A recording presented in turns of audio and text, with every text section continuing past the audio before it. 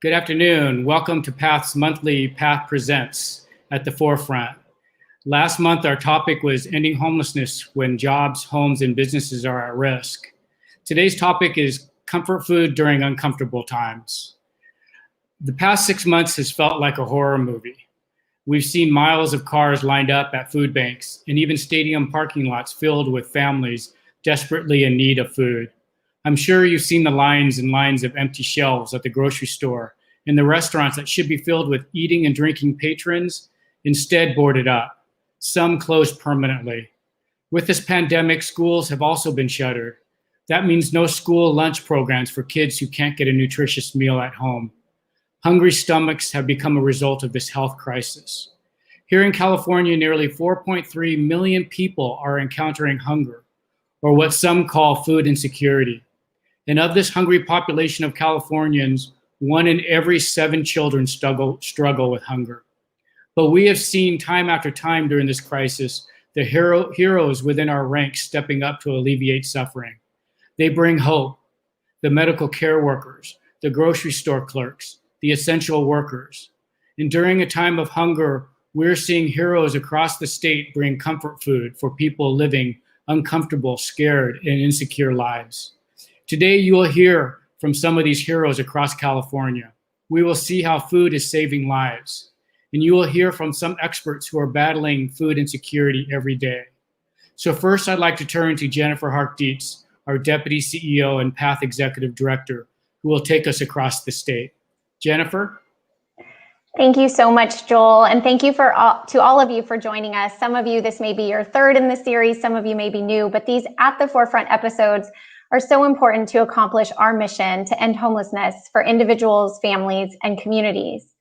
We've realized that providing services and helping people find homes is obviously important and critical, but in order to end homelessness, we need to change the system that is causing homelessness.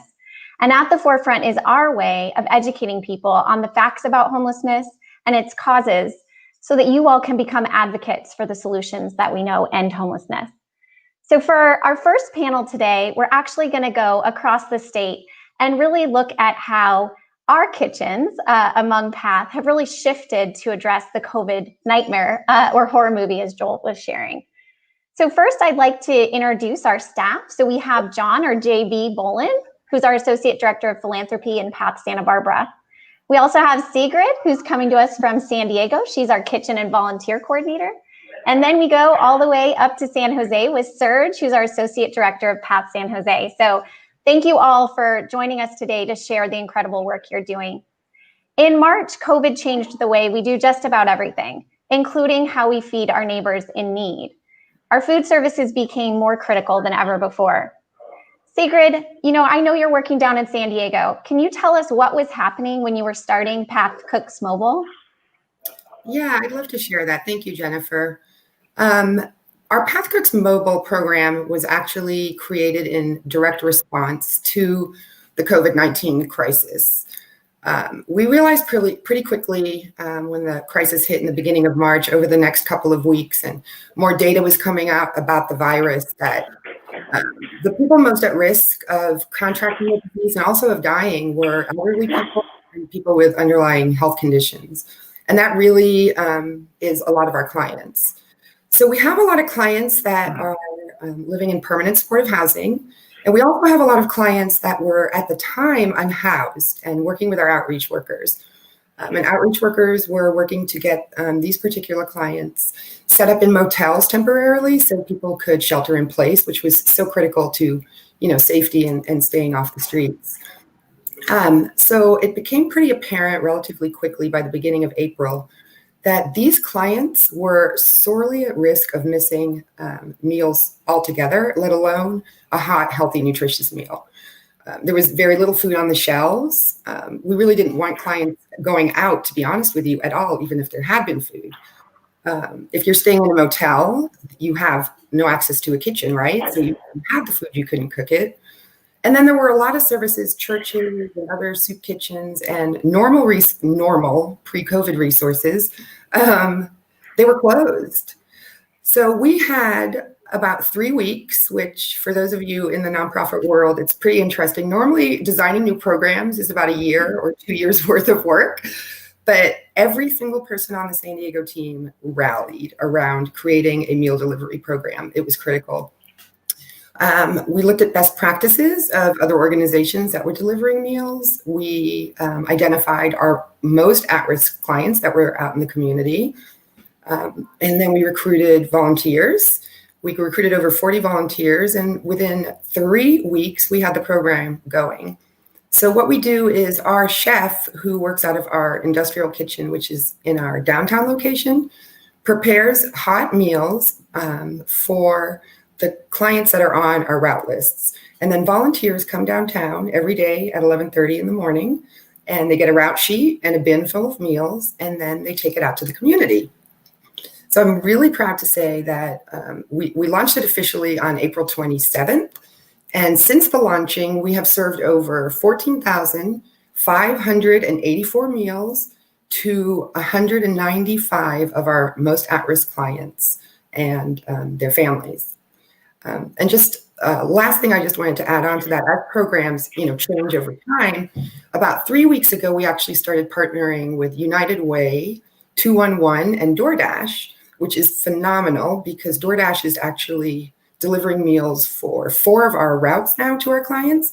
And that funding will continue through December 31st, 2020. So we're really, really hoping to be able to continue this. As many of you know, with the virus, food insecurity has really gotten kind of that laser focus. But in all honesty, for our clients, pre-COVID, during COVID, food insecurity is a daily issue. Thank you so much for that, Sigrid. And as someone who actually got to volunteer on one of your routes, I just want to say that it was amazingly organized and one of the easiest volunteer opportunities I've ever joined. So next we're going to go to Santa Barbara to JB, because you also had to pivot Path Cooks really quickly. As Sigrid mentioned, 3 weeks is a quick turnaround for us. And I know you had to go even faster because of interim clients, right? We have 100 people living in our Path Santa Barbara facility. Can you tell us, what did you do and how did they have access to nutritious meals? Well, we pretty much had to do boots on the ground, and all our staff stepped up, which they were superstars. Chef Lorenzo, Chef Esteban, and our great support team, Jaime, who's our facilities manager, and Omar, who's our kitchen aide. We all pitched in, we were all serving meals, but we really didn't skip a beat, even though a lot of our volunteers stepped away. We have a great population from Santa Barbara who are seniors from our faith communities, churches, temples, and synagogues. And rightfully, they needed to step back for health reasons. And so PATH really kind of stepped up with our PPE requirements, installing plastic shielding on our food bar so our volunteers would feel safer, to putting stickers down on the floor so that we could section off so everybody came in one at a time. And we really, really were able to kind of keep up to speed to feed the 100 people that we have here. We're just really thankful that our food partners, our main partner every day is Trader Joe's, who delivers, or we pick up food from them. We had conversations with them. I had personal conversations with each of the store crew members of how much we really need their support. Thank you, JB, and thank you for calling out that partnership. When COVID first started, the shelves were empty. And I know we were all really, really nervous about what was going to happen, and kind of happy to see 6 months later that that partnership has continued to be such a strong support of PATH and the folks we serve. So next, Serge, you and your outreach teams are out in the field every day. You're serving folks in the riverbeds. Tell us a little bit about how are your clients accessing food before COVID, and what did you all have to do when those sites closed? Well, hello, Jennifer, and thank you for having me here. Before COVID-19, many of our clients were going to their local food pantries like Salvation Army, Sacred Heart, Goodwill, and many more. These food pantries were our clients' primary source of getting their meals. However, when COVID-19 infected our area, all of those food pantries had to close their doors due to shelter in place and social distancing. Even volunteers stopped going out into the community to provide food. to the homeless. So now our clients we're dealing with multiple challenges, right? They were trying to find shelter in place with little to no shelter, and they were trying to find food to feed themselves every day. So our outreach team connected with a local organization in San Jose by the name of City Team, because we heard about a food distribution program that they had going. The problem City Team was having was that they had a massive amount of food donation, but they didn't have anyone to distribute the food. During this time, many organizations in San Jose pulled back their outreach efforts from the field. However, PATH San Jose, we continued our street outreach while practicing social distancing and wearing PPE. So we agreed to take on a food distribution and partnering with City Team. And sometime after that, we partnered with the city of San Jose because they started to implement their own initiative called the Encampment Food Distribution Program. PATH connected with the city of San Jose to be one of their food distributors throughout the city's encampments.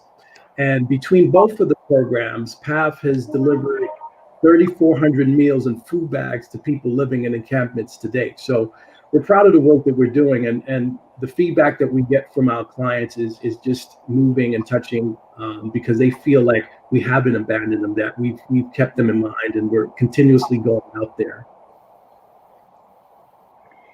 Thank you. Definitely, you all have not abandoned them, right? You have stayed late, have been creative, have figured out these solutions. And this kind of segues into partnerships, right? You've all mentioned a couple critical partnerships. So JB, can you tell us a little bit more about our corporate and volunteer partners and what support they offer in Santa Barbara? So I really feel that we are truly blessed here in Santa Barbara with our partnership with Trader Joe's and with Whole Foods. So we pick up food delivery and donations from them every single day, and it makes a huge part of our food budget. So we're able to save a lot of money from the food that we get. And then our chefs are able to prepare healthy, nutritious meals to all our residents. Also, with our partnerships with our volunteers, they are the heart and soul of PATH.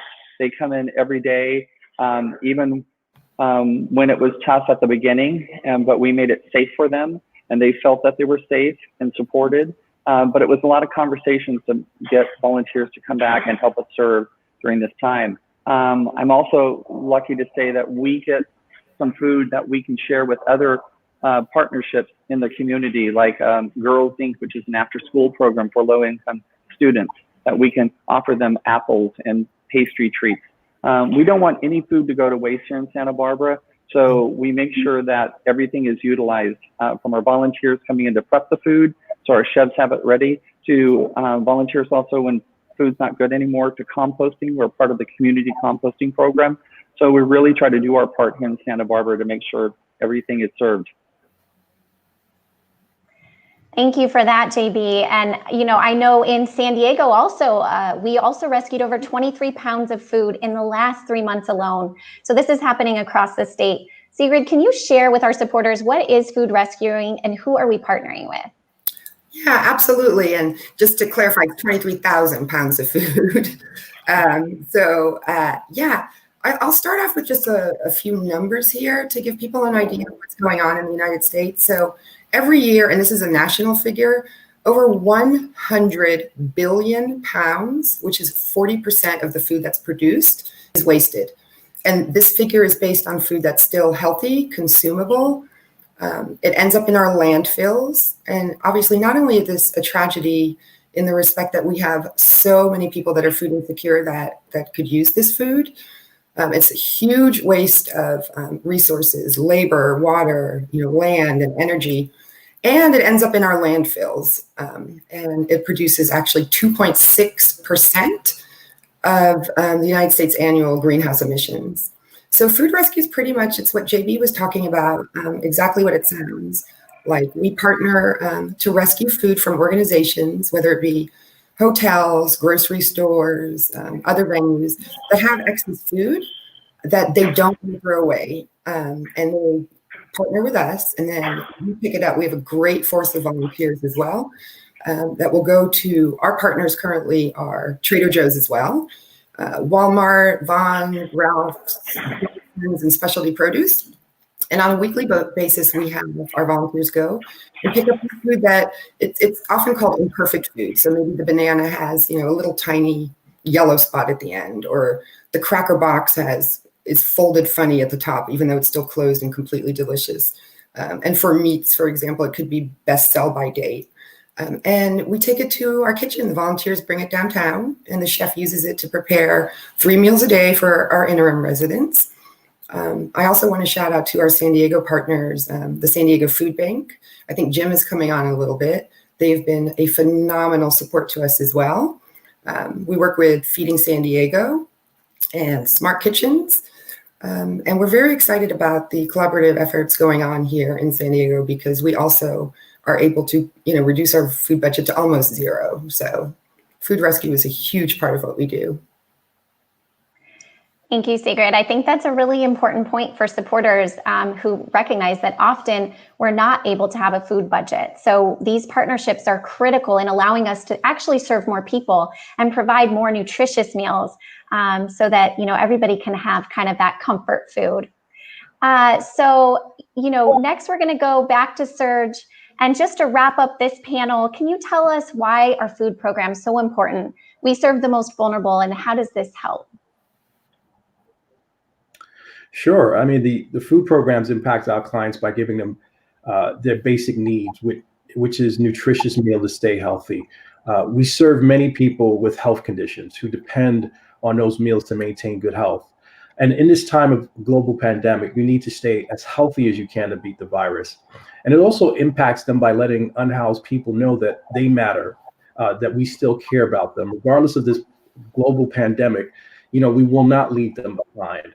And so it's important that we continue the work that we do, because often at times, we hear people, say to us, where's our help? Where's the assistance that we're getting?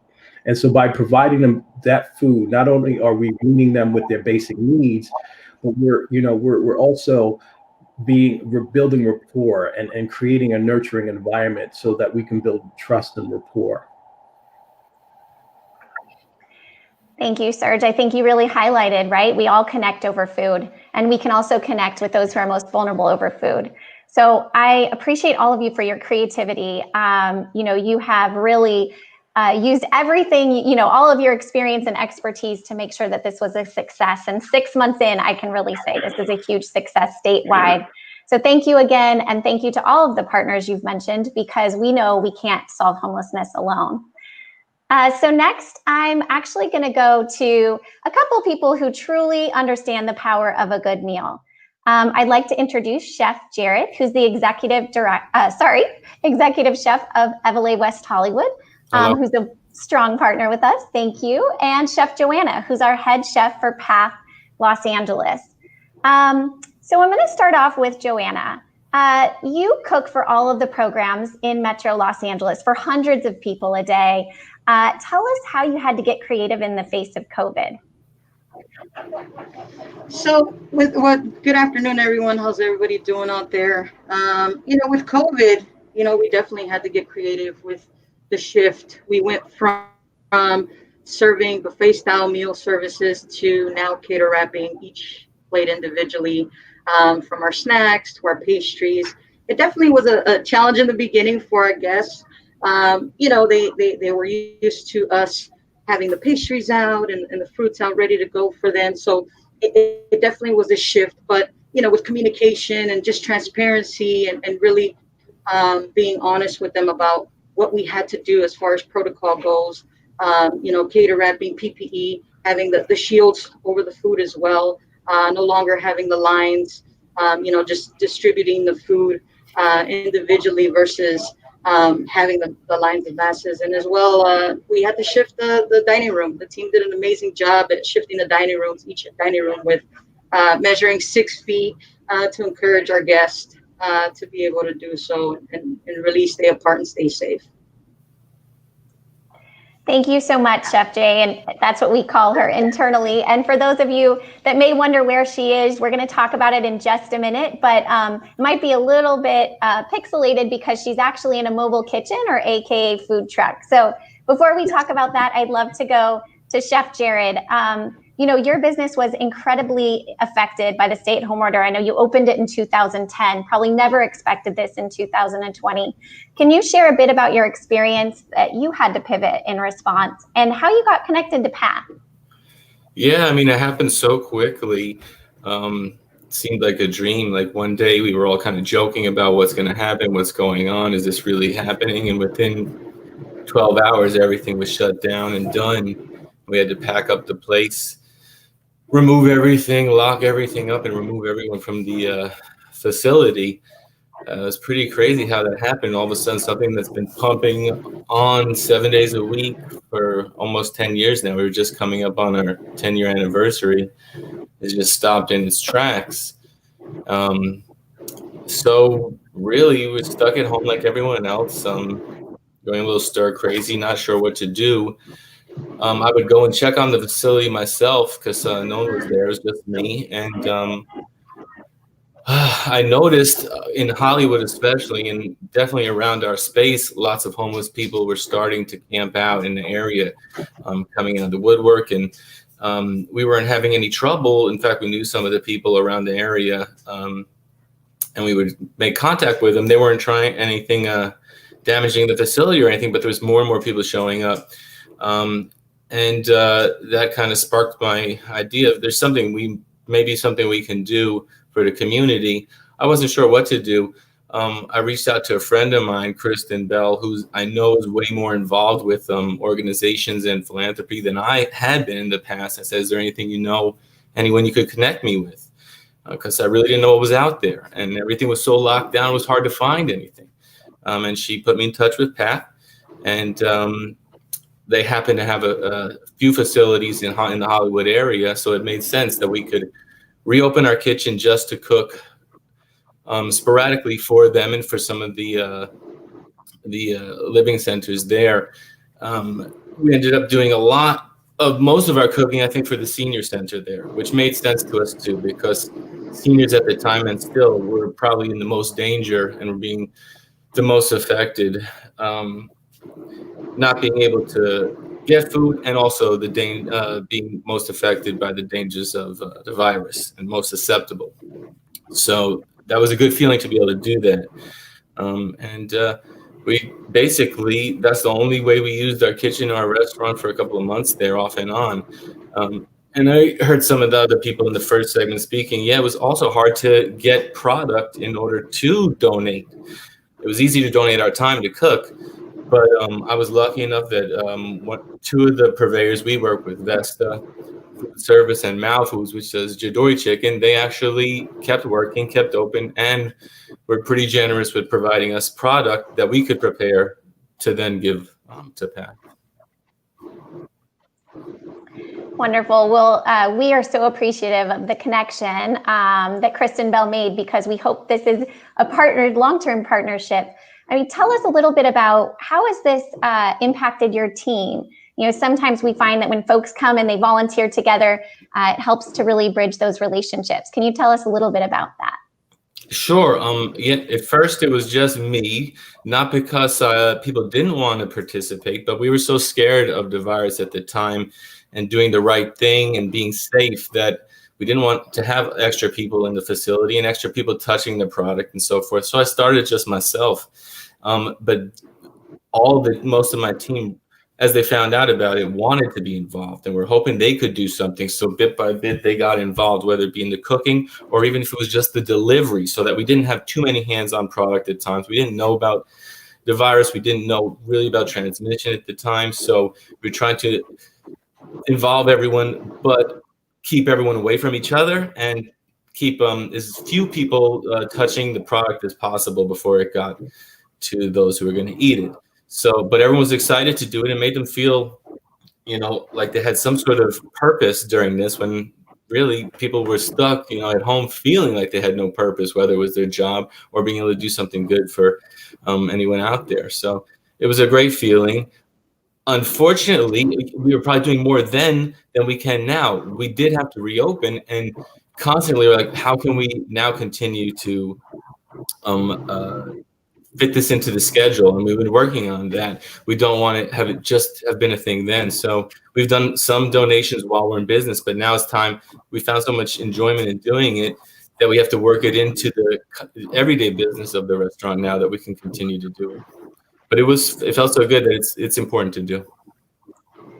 Well, thank you so much for that. And definitely we try to find the silver linings through COVID. So I think that's definitely one of them. Oh, definitely. So Chef Joanna, I'm going to turn back to you. If you can tell us, so, the concept of food delivery during the pandemic was critical, as we just heard. And along those lines, we had to come up with a way to feed folks that was a little bit creative. And I mentioned the mobile kitchen and the food truck. Tell us how you got that idea and a little bit more about it. Yeah, so currently we have 2 mobile kitchens. This is actually our second one at Los Feliz, which we're super excited about. You can kind of get a little bit of a virtual tour a little bit. This one is just opening up. So this is exciting times for that.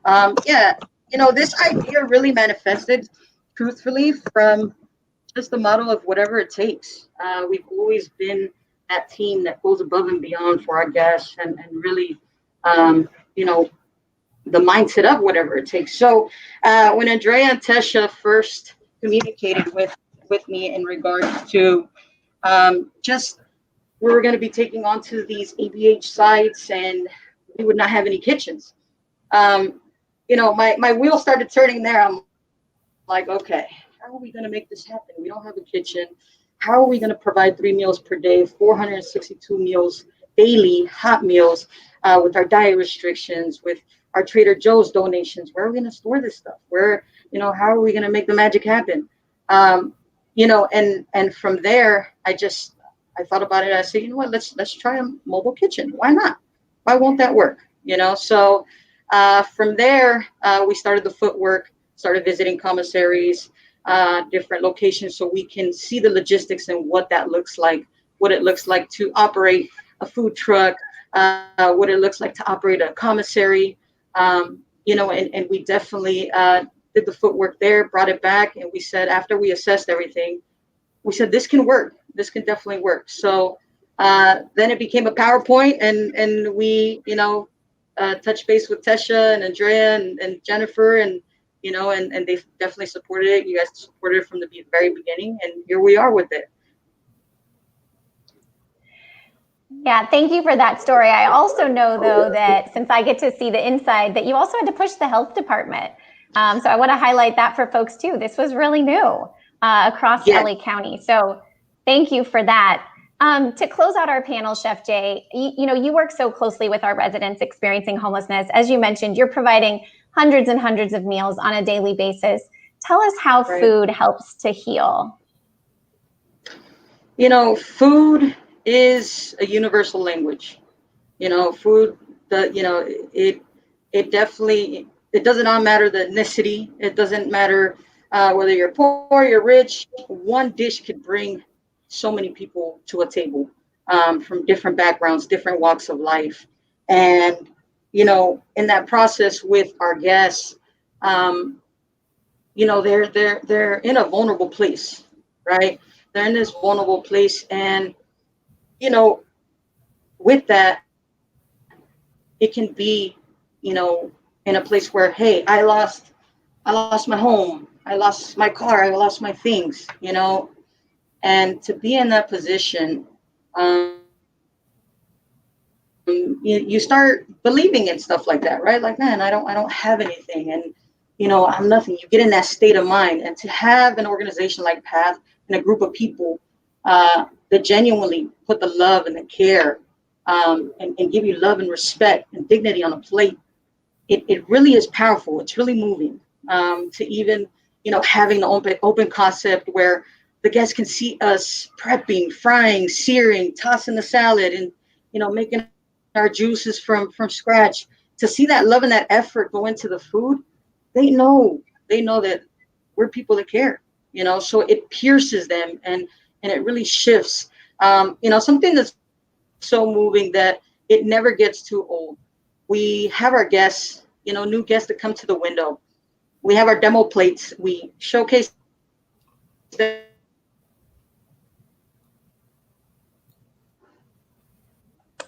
Oh, I'm losing you, Chef Jay. So what she was going to share, I think, is that they have the demo plate. So they really, if you all haven't seen it, once our volunteer programs, which Joel's going to share about how you can get involved, it's really amazing to come and see on site the work that they do. So I want to thank both chefs for your amazing skill that you use to help our most vulnerable. You share this passion with us today, and we could definitely see that on the screen, but you really share it with us every day. So thank you both for joining. So next, Joel is actually going to get ready to start the next panel. But before you do, Joel, I mean, we heard some really remarkable stories of innovation. And I'd love to hear your thoughts on, do you think some of these new ways to connect individuals to healthy meals will stay? I think Jennifer, we really have to transition into, what we all been talking about, the new normal. And you can kind of hear what the new normal is just with all our partners and staff that have shared, and that's being really creative in trying to solve problems, and just that sheer will to help people. And I think because of that, these people are not going to go hungry, the people and children. And I just think this new normal is here to stay. It's pretty soon it'll just be normal and not new normal, but it's something that we have to continue to do. We also need to think about the long term, and we have to change the root causes of hunger in the system that feeds people. And for that, I really want to turn to our next panel. We're going to talk about the larger issue of food insecurity and the devastating effects it can have on our homeless community. So I'd like to first introduce Jane Finlay, and she is the Senior Vice President and Area Manager for Kaiser Permanente in San Diego. They include 2 acute care hospitals and 28 other medical facilities. So Jane, can you tell us a little bit about how Kaiser Permanente is proactively working to address food insecurity through the healthcare system, both locally and across the country? Typically, we think of Kaiser as a hospital, and yet you're actually addressing food insecurity. Well, first of all, I want to thank you for the opportunity to speak with you today and to meet you virtually. Kaiser Permanente has been partners of PATH for some time, and it's good to put a name with a face and a face with a name and say hello. I just want to start off a little bit. You asked about why Kaiser Permanente is in this space, because you don't really think of us that way. The mission of Kaiser Permanente is to provide high quality, affordable healthcare services to improve the health of our members and the communities that we serve.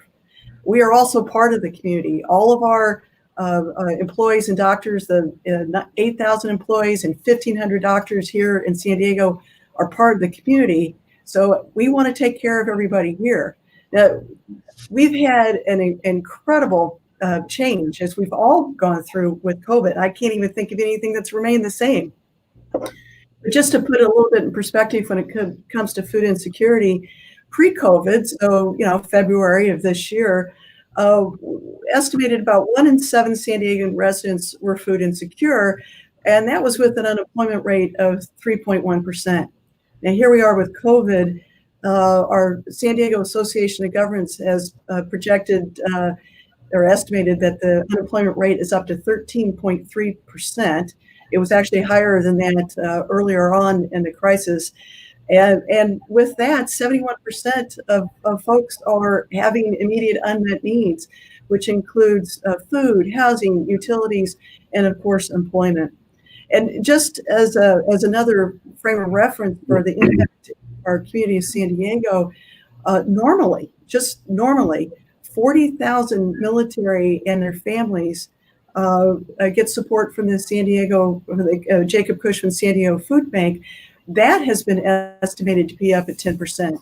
So that really, there's no face of food insecurity. There's no preconception. Everybody is affected by it. And we realize that food insecurity and housing are at the forefront of everything that people are facing. Kaiser Permanente is rooted in the belief that no one should go hungry. And as the nation's largest integrated nonprofit health system, we're going beyond our traditional walls and concepts to make good on our promise to deliver and tackle the most basic human needs, which is accessible affordable and healthy food, as well as supporting housing. We partner with local community organizations to help fight hunger.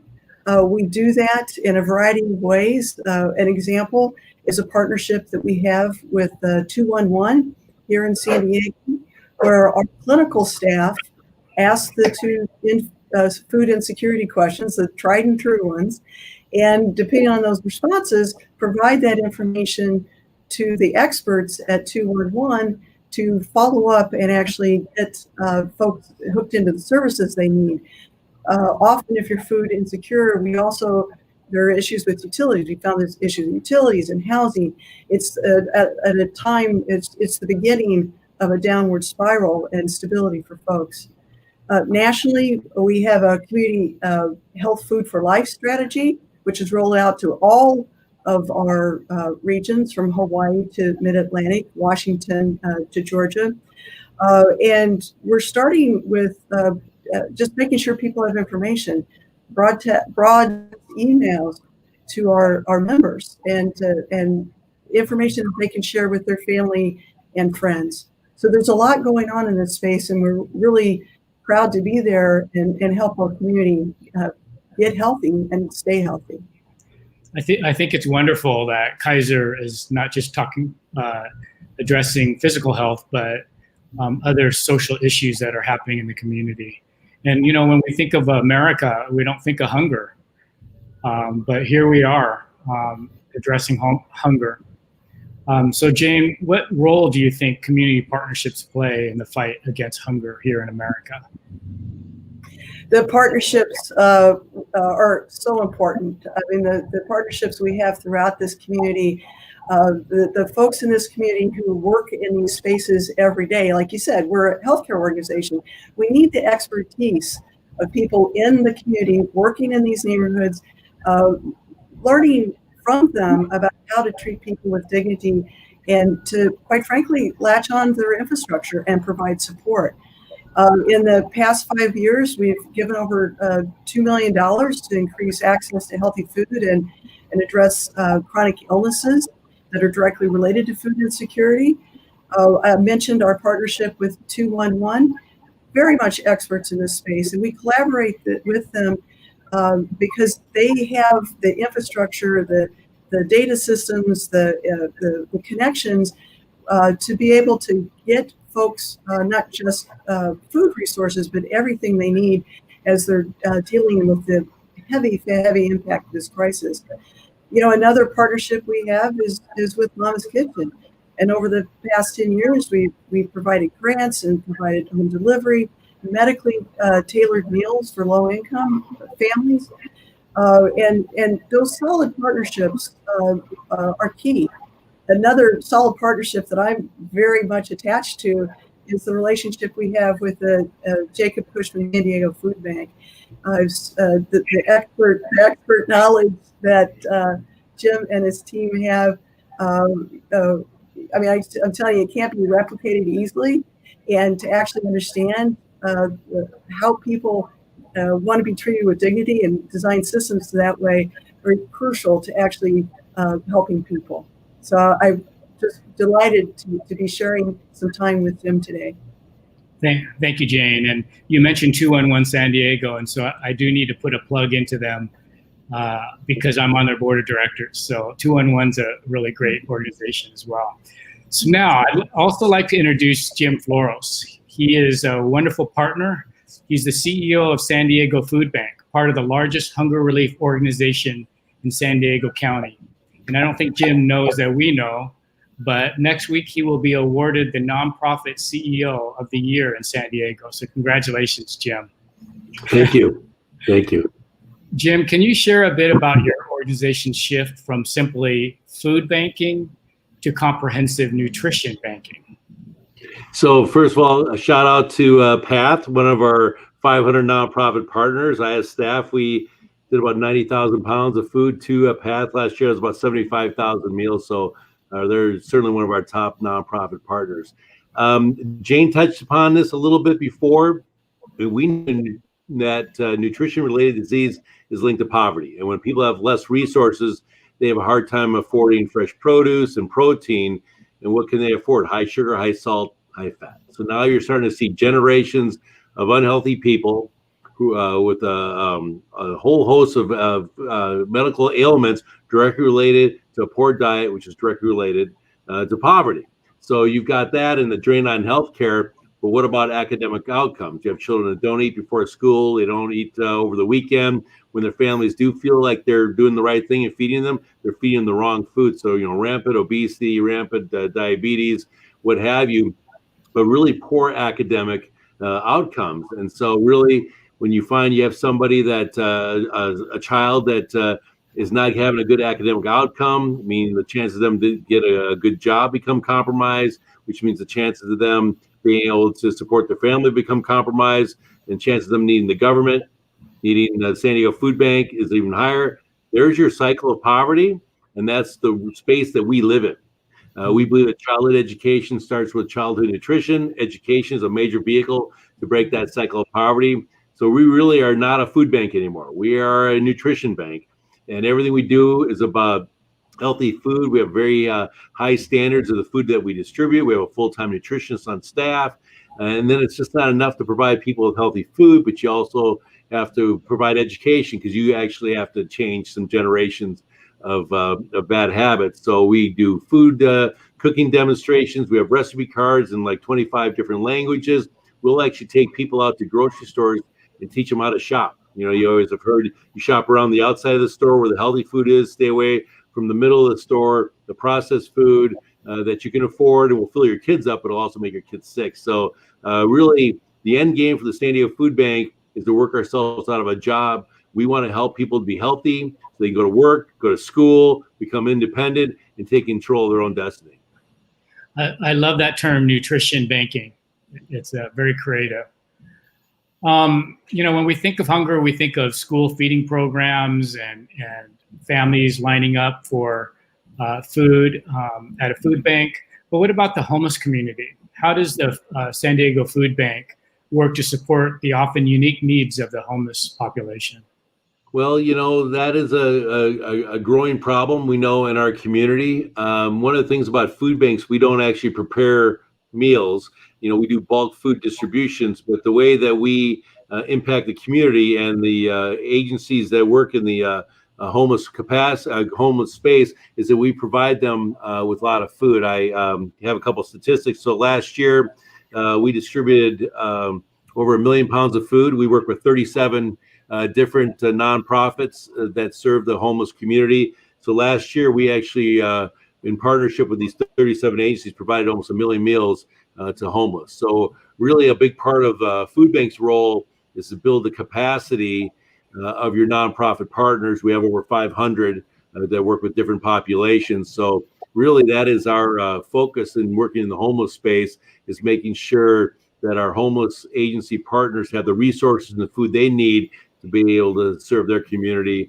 We've launched our Super Pantry program just recently as part of COVID. And we have a number of the homeless agencies that are San Diego Rescue Mission, Father Joe's, and a few others that have been designated as super pantries. Let me just close by asking both of you. We'll start with you, Jane. How has your response or Kaiser's response shifted since the pandemic? And where do we go from here? Well, one of the things that has shifted, I think, you could just see the awareness of every one of our 8,000 employees, every one of our 1,500 physicians to understand what's going on in the community. We've seen a spontaneous food drives throughout, a lot of donations, a lot of people helping each other. Another thing that we've done is we've actually shifted as an organization to an enterprise approach, where we're using the purchasing power of Kaiser Permanente and the gravitas to support housing acquisition and talent development, and really look at ourselves as cornerstones of our communities, continue looking at that and helping to drive economic vitality. It's absolutely unacceptable for anyone to suffer from poor health because they can't get enough nutritious food to eat or have a warm bed to climb into, or or actually have a paycheck that they know where it's coming from.